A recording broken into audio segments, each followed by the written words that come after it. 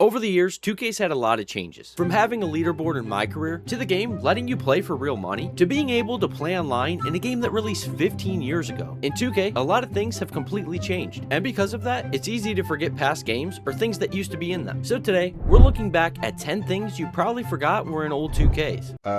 Man, if you ever watched me play, this most definitely didn't come out of nowhere. Number 10. At number 10, we have My Jordans. This is one a lot of people probably forgot about or never even knew it existed. But in 2K11, there was a thing called My Jordans where you could unlock Jordans just by playing the game. And the crazy part, they weren't just cosmetic. There were 40 different Jordans total, and when you equip them, they actually boosted your attributes. They'd unlock over time in a random order, usually every few games, but the point is, you didn't buy them, you earned them. And each pair boosted different attributes like speed, shooting, and even durability, which actually mattered back then because players could legitimately get injured. And it's no surprise why this is probably forgotten now, because today, shoes cost thousands of VC, and on top of that, they no longer boost your attributes at all. And it's crazy to think that 2K used to give you 40 free Jordans, when now, they're some of the most expensive shoes in the game. And the My Jordans feature is barely talked about nowadays, but 2K also had things back then that made a lot of sense, especially before badges took over the game, things like Number 9.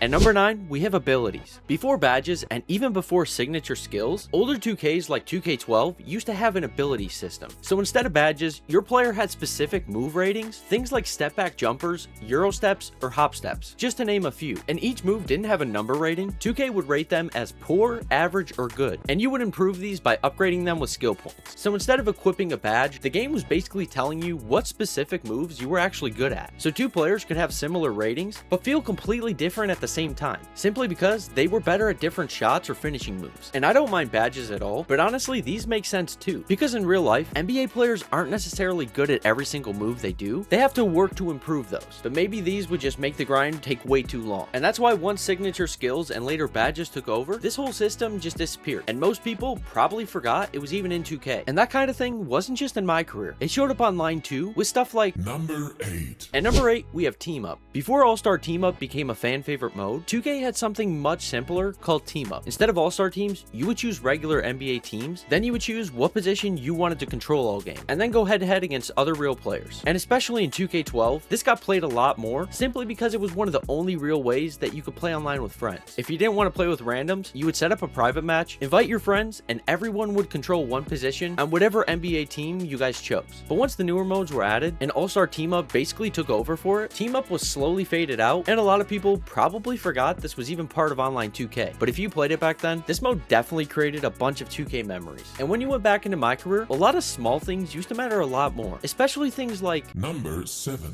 At number 7, we have MyCAREER Reputation. Older MyCAREER modes actually had a system called Player Buzz, and it affected way more than most people remember. It was made up of 3 things you constantly had to balance. The first one, that was team chemistry. If it dropped too low, your teammates would ignore you, pass you the ball less, and sometimes act like you weren't even there. And then there was league-wide popularity, and that affected how the league viewed you. And it was definitely important for things like endorsements. And then finally, we have the local fan support. If this dropped too low, fans would literally start to boo you every time you touched the ball at a home game. Every decision you made actually affected these, especially how you answered in every press conference. If someone else on the team would step up to my level of production, well, I think we would be unstoppable. A man can dream, can he? And if you messed up too much, you had to fix it yourself. You did that by spending VC or salary on things like team dinners, donating money to charity, or hosting a youth basketball camp. So you weren't just upgrading your guy, you were managing your image, your relationship, and your whole career, just like it is in real life. And honestly, like a lot of people, I completely forgot this even existed. And MyCAREER didn't just give you things to balance off the court, they also gave you a lot of things to balance on the court. A good example of that is Number 6. At number 6, we have skill point restrictions. In some MyCAREER modes,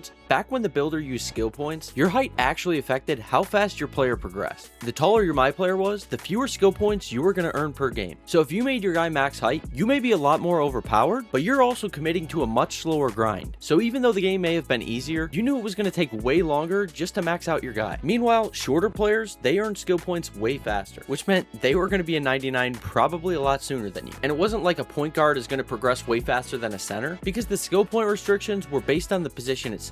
It was an early way that 2K tried to balance the builds, but that whole system, it's been gone for years now, and a lot of people probably didn't even know that your height used to directly affect how fast you were able to max out your guy. But some of the things that they had back then, some of them, they were actually pretty weird. Certain things like Number 5.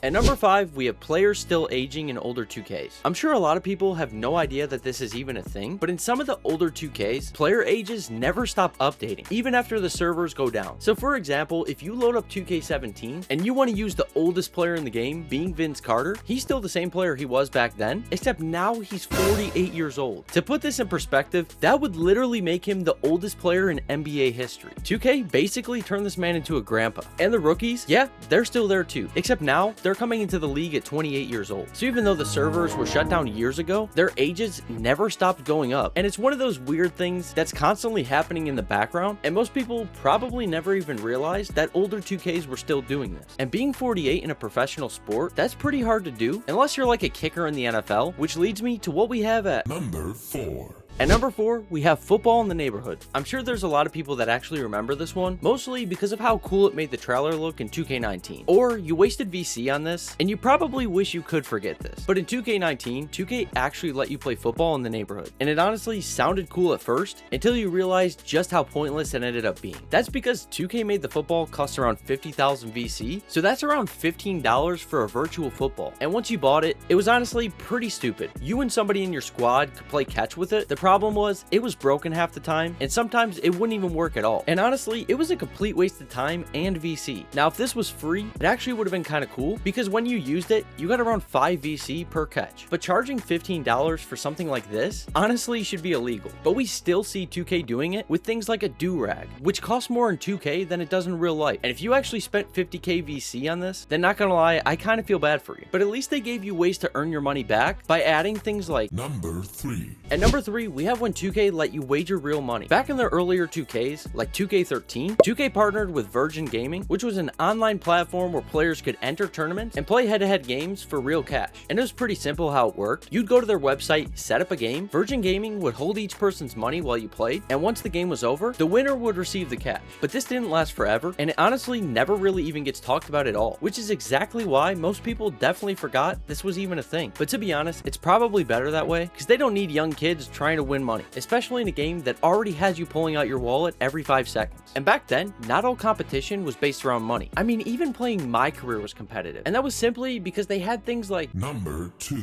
At number 2, we have the MyCAREER leaderboard. At one point, MyCAREER actually used to have a competitive side. Instead of just playing your career for fun, the game actually would rank your career against everyone else. And it wasn't like Park Rep or anything like that. It tracked how many skill points you earned across your entire career, and then it compared it against the rest of the world. And it even had a section for your friends, so you could see where you ranked against everyone else, or you could check how much your friends were grinding their player. The more skill points you had, the higher you were on the list. And it's obviously a pretty small feature, but it was honestly pretty cool that this was even a part of the game. And for offline modes like MyCAREER, in today's games, we don't really see stuff like this anymore, which definitely hurts, especially if you're an offline player. But the craziest part, the leaderboard is actually still up and running in older games like 2K11. So if you really wanted to, you could go out and grab a 360 and you'll be on that leaderboard tomorrow. And the fact that it still works today, that's definitely crazy. But they actually have more stuff that works today, but it's only certain things like Number 1. At number 1, we have old servers still being online. This one is easily the most shocking thing on this entire list. 2K11, as we know, is one of the best 2Ks ever made, and that game dropped over 15 years ago. But somehow, you can actually still play online on certain parts of the game. Unfortunately, things like crew mode and online leagues, those are shut down, so you still can't play those, but you can still play ranked online games, jump into an online team-up game, or even bring out your MyPlayer with the online pickup games. Now, you may never actually find an opponent because, like I said, the game came out 15 years ago, but the fact that these modes still work online, that's pretty crazy, especially when you compare it to the current 2Ks, where once the servers are shut down every 2 years, absolutely nothing online works. And even in MyCAREER, certain years require you to be online, and the story is completely removed, and that's simply because you had to be online to even play. But if you still have games like 2K11 and can somehow manage to get some friends to hop on the 360, then you could still load up and actually play online together. And this is easily one of the most unbelievable forgotten things in 2K history. And that is 10 things you probably forgot were in old 2Ks. As always, now the most important part, let me know in the comments what your favorite one is. Thank you all for watching, leave a like if you enjoyed, and remember, Stay saucy. Ever since I can remember, I've been popping my collar.